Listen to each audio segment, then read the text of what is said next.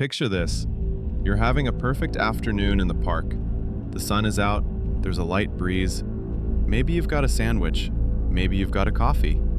Life, for one brief and shining moment, is good. And then you see it. Waddling toward you from across the grass, neck stretched low, eyes locked onto yours with the cold, calculating focus of a creature that has decided, personally, specifically, and with great enthusiasm, that today is the day you suffer. That, my friend, is a goose. And if you are not afraid of it, then you simply haven't been paying attention. Now look, I know what you're thinking. It's a bird. It's a waterfowl. It honks. It eats bread. How bad could it possibly be? And this, right here, is exactly the kind of thinking that has sent thousands of unsuspecting people to the emergency room with bruised shins, torn jackets, and a completely shattered sense of personal safety. Underestimating the goose is not a mistake you make twice, because the goose will make sure of it. Let's start at the very beginning. Let's talk about what a goose actually is, because most people have no idea.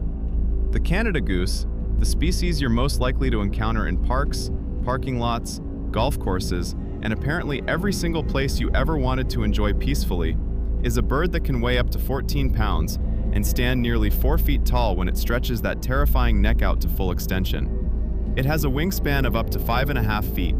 For reference, that is roughly the wingspan of a golden eagle. Except golden eagles, at least, have the decency to stay in the mountains and leave you alone. Geese have decided that your local shopping center parking lot is an acceptable habitat, and they are not leaving. These birds can run at speeds of up to 25 miles per hour on land. 25. The average human sprints at about 15 miles per hour. You cannot outrun a goose. Let that sink in. Whatever you were planning to do if one charges you, and one will charge you, running is not it.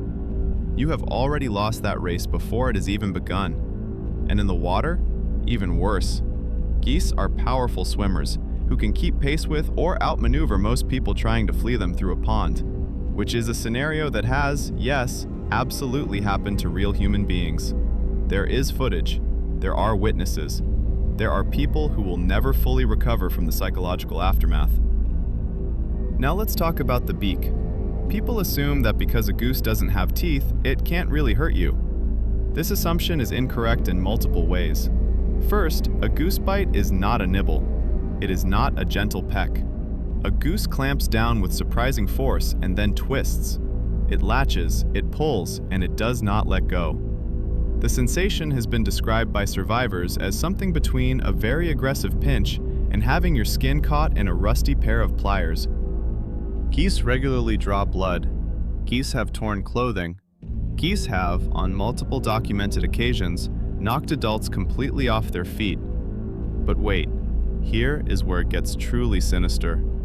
Because geese do, in fact, have something very much like teeth. Inside a goose's beak, and running along the edges of its tongue, are serrated, tooth-like structures called tomia. These are not decorative. These are functional. They are designed to grip, to tear, and to absolutely ruin whatever they make contact with. When a goose bites you, it is not a smooth, toothless clamp. It is a serrated, vice grip, twisting, tearing assault delivered by a bird that weighs as much as a small child and has absolutely no reservations about using every tool at its disposal. And the beak is just the beginning. Geese also have powerful, muscular wings. A goose wing strike is not gentle. Geese have broken human fingers with their wings. There are documented cases of wing strikes causing bruising serious enough to require medical attention. Professional animal handlers treat geese with genuine professional caution. These are not people who are easily impressed by wildlife. And yet. Let's talk about temperament, because this is where the goose truly separates itself from other animals you might be cautious around. Most animals, even dangerous ones, have a threat threshold. A bear, famously, would generally rather not deal with you. A snake strikes because it is startled or cornered. Even dogs, when they bite, are usually responding to fear or pain or a perceived threat. There is a logic to animal aggression that, once you understand it, allows you to navigate the world with some degree of predictability. Geese did not get that memo. Geese are aggressive for reasons that, from a human perspective, make very little sense. They will chase you because you walked past them at a distance of 15 feet. They will pursue you because you had the audacity to exist in their general vicinity. They have been known to attack people who were not looking at them, not approaching them, and had absolutely no idea a goose was even nearby, until it was suddenly, violently, very much their problem. A goose does not need a reason. A goose has decided, and that is enough. During breeding season, which runs from roughly March through June, this aggression escalates to levels that can only be described as genuinely unhinged. A nesting goose is not an animal you negotiate with. A nesting goose is not an animal you reason with. A nesting goose is an animal that has made the deeply personal decision that the sidewalk in front of your office building is its nesting ground, and that every single human being who needs to use that sidewalk is an existential threat to be repelled with maximum force and zero hesitation. There are office parks across North America where workers have had to develop elaborate detour systems, alternative entrance strategies, and inter-office communication networks specifically to navigate around nesting geese. Security guards have been tasked with goose management. Pest control has been called. Professionals have arrived with all their expertise and equipment, taken one look at the situation, and quietly handed in their notice. The goose remains. The goose is always still there. Now, you might be thinking, okay, fine, they're aggressive, but they're still just birds. They're not actually dangerous in any serious way. And this is where I need you to really listen to me, because the statistics say otherwise. Every year, geese are responsible for thousands of injuries across North America and Europe.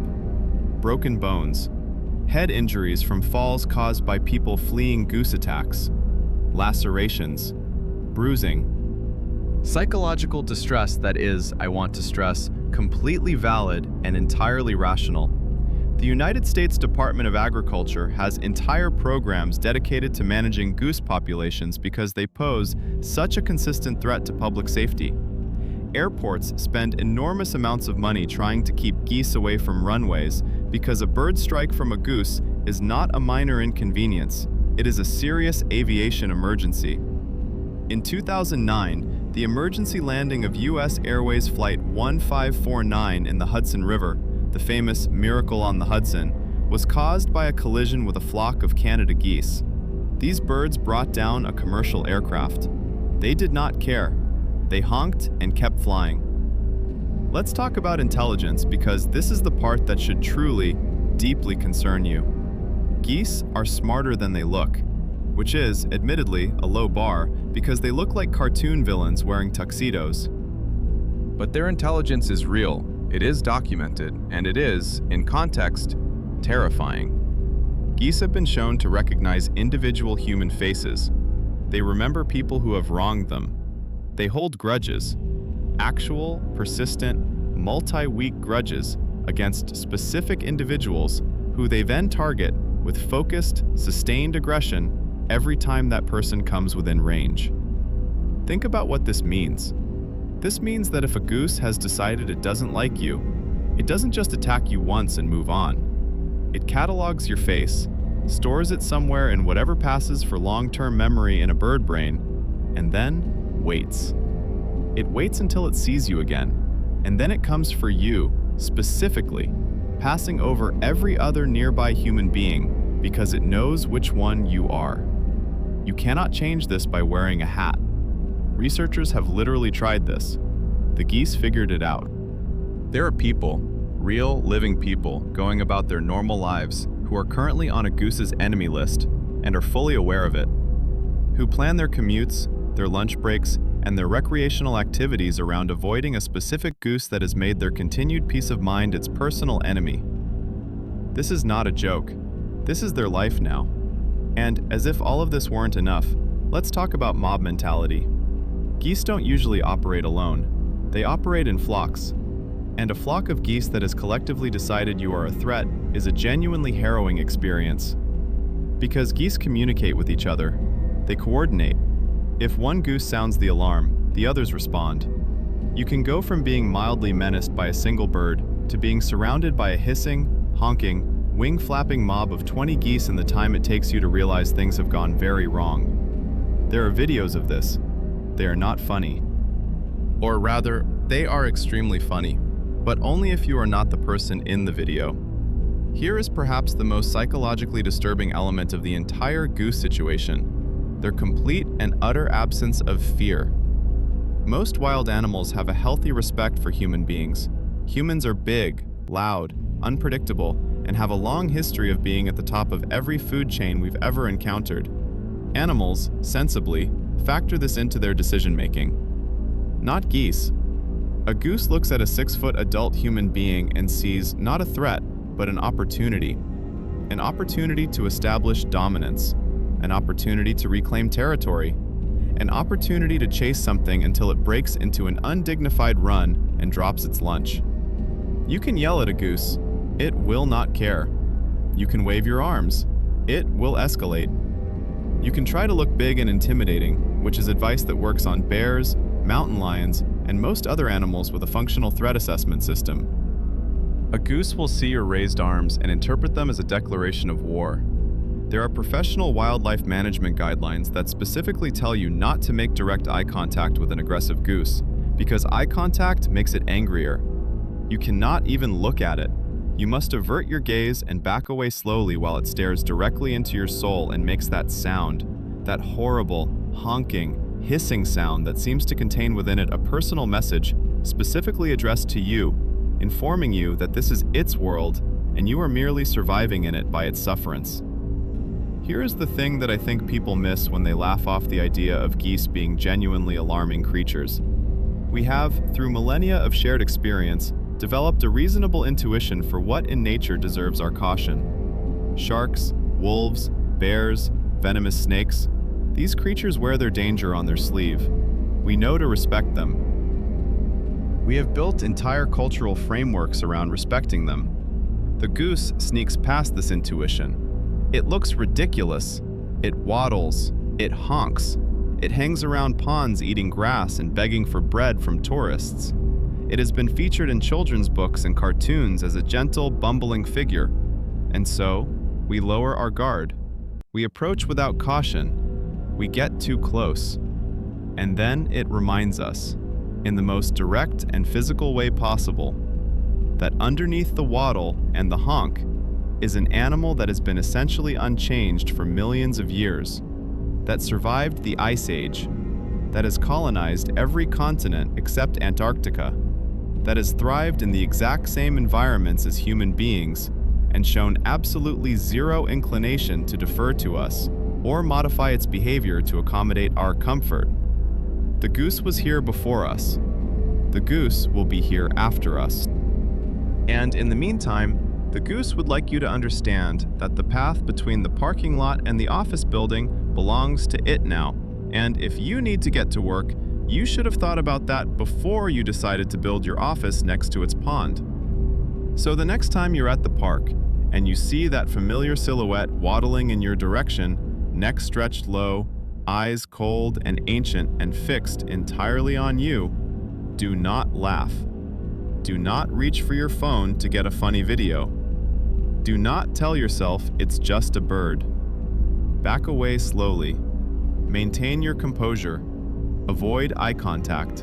And know, deep in the part of your brain that still remembers what it was like to be prey, that you are being assessed by something that has absolutely no reason to be afraid of you, and every reason to believe that you are going to be afraid of it.